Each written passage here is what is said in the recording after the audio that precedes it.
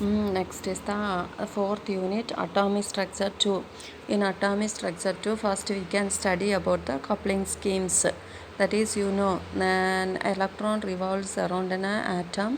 This electron possesses angular momentum and it has some charge. Therefore, it has a magnetic moment. Then due to orbital motion it possesses orbital angular momentum. Then due to spin motion it possesses spin angular momentum. These two, orbital angular momentum and spin angular momentum, they combine to form a new vector. Therefore that is the combination of these vectors, they depend on interaction or coupling. There are two types of coupling. They are LS coupling and JJ coupling. That is first LS coupling. That is LS coupling means this occurs in most of the atoms. Then these atoms are subjected to weak magnetic field. Then in LS coupling, listen, LS coupling, that is L means orbital angular momentum. Here that is there are a large number of electrons, that each component of orbital angular momentum, that is L1, L2, L3, etc., they combine to form a resultant vector capital L. That is L1, L2, L3, etc., they combine to form a resultant vector, that is capital L, that is orbital angular momentum.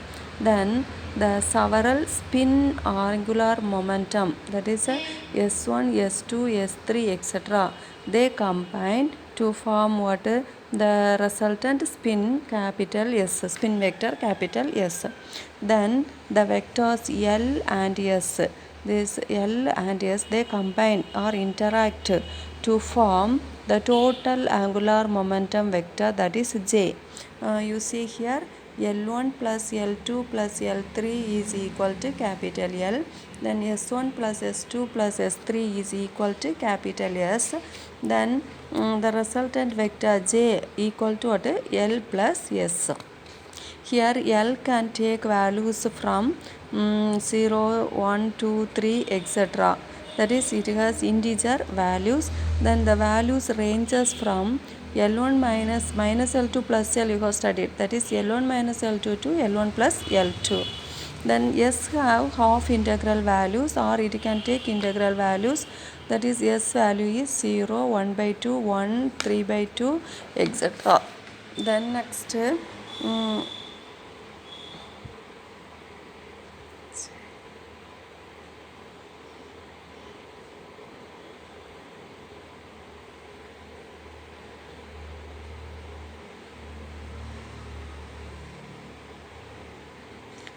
then you see this diagram. In the diagram you say that the L vector, that is a capital L vector, then S, that is spin S, they combine to form capital J, that is the resultant angular momentum. Then next see the second diagram, the component of L vector, that is L1, L2. These combine to form total orbital angular momentum capital L. Then the spin S1, S2, this combine to form total spin the number S. Then this L and S, they combine to form the resultant vector J. These are about LS coupling. The next coupling is JJ coupling. That is in JJ coupling. Here in JJ coupling you see that it occurs for heavier atoms. Then they are applied to a strong magnetic field. Then that is here the JJ coupling means one L has components L1, L2, L3, etc. Then S has components S1, S2, S3, etc. These L and S, they combine to form J. Therefore L1, S1, they combine to form that is J1. Then L2, S2 combine to form J2. L3, S3, they combine to form J3. Like this coupling is called what? J coupling. That is each electrons J vectors add up vectorially to produce what? Net angular momentum J. That is J1 plus J2 plus J3. That gives what? J. Therefore,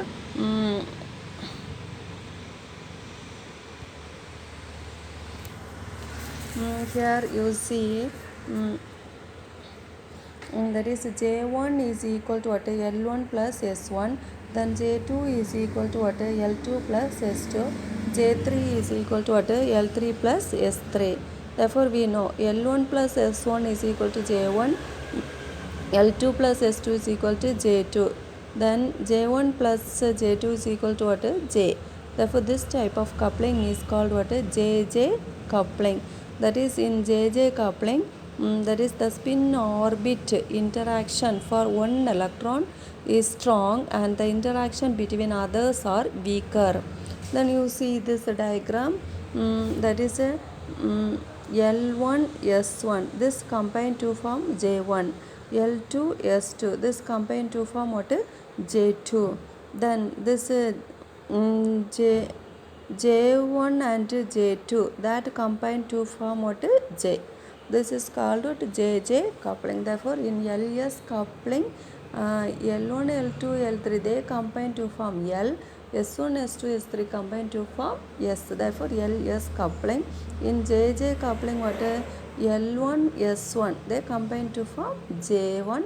L2, S2 combine to form J2. Like that, the coupling occurs. That is called what? JJ coupling.